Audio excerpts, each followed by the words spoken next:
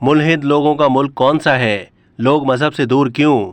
दुनिया में एक ऐसा मुल्क भी है जिसमें आटे में नमक के बराबर मजहबी लोग बसते हैं। मतलब ये है कि आपको वहाँ मजहबी लोग ढूंढने में काफ़ी परेशानी होगी।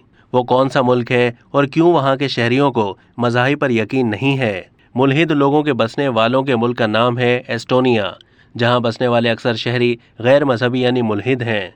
शहरियों का कहना है कि ये इसलिए है क्योंकि उनकी परवरिश गैर मजहबी अंदाज से हुई है और यहाँ की अक्सरियत मुल्हिद है। मगर इस मुल्क में गिरजाघरों समेत दीगर मुख्तलिफ मजहबों की इबादत गाहें मौजूद हैं जो कि काफ़ी कदीम हैं।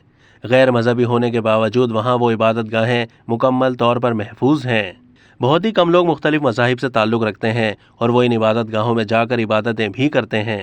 एस्टोनिया में मज़ाहिब पर यकीन रखने वालों की तादाद बहुत ही कम है, तहम वो भी मज़हब के मामले में इंतहा की हद तक संजीदा नहीं हैं।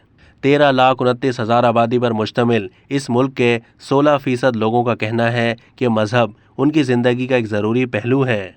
एक वीडियो में मज़हब से परे नौजवान कहता है कि वो बिल्कुल भी मजहबी नहीं मगर तमाम मज़ाहिब का एहतराम करता है, क्योंकि वो समझता है कि तमाम मज़ाहिब में सच्ची बातें हैं।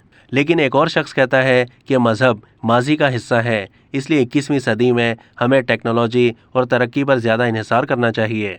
एक खातून के मुताबिक शायद इस मुल्क में ज़्यादातर लोग इसलिए गैर मजहबी हैं क्योंकि एस्टोनिया माजी में सोवियत का हिस्सा था।